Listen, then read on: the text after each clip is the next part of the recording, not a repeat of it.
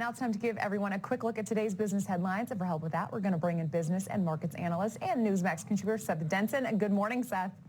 Hey, good morning, Alex. Good to see you. Good to see you. All right, the market's closing down yesterday, but this morning futures are up across the board as Wall Street tries to recover from yesterday's losses. All right, Seth, another day. Another new high in gas prices, now hitting an average of $4.97.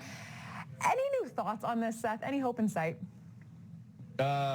Hope, yes. In sight, well, it depends on if you're nearsighted or farsighted. I think that, if you got a good set of binoculars, yeah, probably hope's in sight. We're going to get through the summer months. We will get past the midterms eventually. Likely as we enter into the midterms, the Biden administration will have to do something. Hopefully they'll sit down with U.S. oil producers, as we've talked about a number of times. That is really going to be the only thing that can happen. With Russia oil off the market, OPEC increasing production, but not even a scratch of what is needed. We've got to get U.S. Producers up and running, but that's going to require the president to sit down and talk to them. All this talk about the president can't control gas prices, they're right. He can't, but he can influence the market from a perspective of give oil producers confidence about generating more oil and gas. Absolutely. All right, here's a big update on a story that we've been following for a little while now. Now, it is being reported that Twitter has agreed to supply Elon Musk with internal data on spam and fake accounts. Now, this is exactly what Elon Musk has been waiting for. This is what he's been asking for. All right, Seth, so are we going to see this deal wrap up? Don't count those chickens before they hatch. And here's why I'm saying that. You've got to look at the full picture. So what Elon Musk, Twitter's stock is down over the last 6 months about 30%, about 40% over the last year to date. So put that into real perspective money for those that don't think in this amount of money. Elon Musk's shares of Tesla, I think I said Twitter a minute, Tesla's down. Elon Musk shares of Tesla, because of the drop in Tesla's stock over the year, he's lost $60 billion of net worth this year.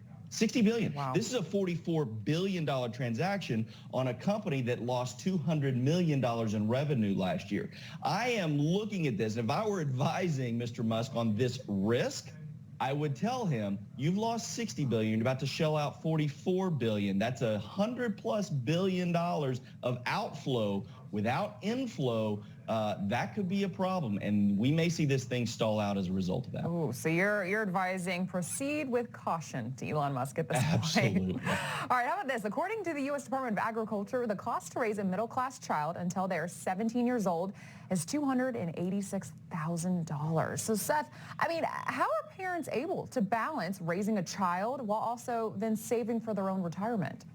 Well, this is really tough, and I will tell you, this is an ongoing struggle with the rising cost of childcare, and then you couple that with what everyone's going through today with the rising cost of fuel and food and everything else. This was using 2015 data. Now they've adjusted that for inflation, but this is true. I actually back into the math. I got 3 kids myself, and it's expensive. If you start to think about childcare and all these other things that are going on, this is before you even paid for college and done things like that. So yeah, it's a lot of money. It's really tough. Parents have to make tough decisions. I will tell you, worth every penny. Well, talking about making smart money choices, Michigan will soon be the 14th state to mandate financial education courses for high school students. I wish we had those when I was in high school. So, Seth, do you see more states kind of following suit? Boy, they really should, right? Listen, I think kids today get their education from, sadly, whatever they're finding on television or YouTube or whatever it is that they look at these days, and Congress. And if Congress is our blueprint for how kids should manage their budget, we're all in trouble. This should be a mandated educational piece. I know that talking about mandates and education gets a little squirrely these days, but certainly we want kids to come out. Listen, I came out of school, was with a required economics class that taught balancing a budget and checkbook. I said checkbook to some 20-year-olds the other day, and they all looked at me with cross-eyed. They didn't know what a checkbook even was. So yeah, I wish more states would do this. I'm pleased to see that this is not a Republican or Democrat issue. This is a bipartisan issue. We need financial literacy in our schools. Absolutely.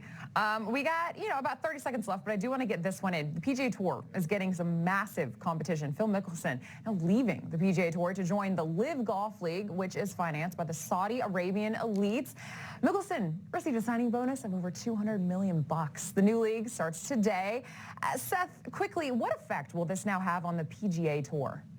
Well, the PGA Tour has not really had competition, so it'll be interesting to see how much impact this really does have. There's about 48 players now. Dustin Johnson's another one. So some decent names that are moving over there.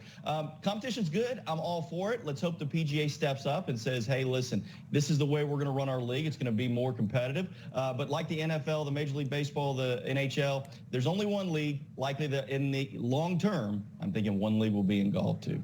All righty. Seth Denson, thank you so much for joining us this morning as always. Thanks, Alex.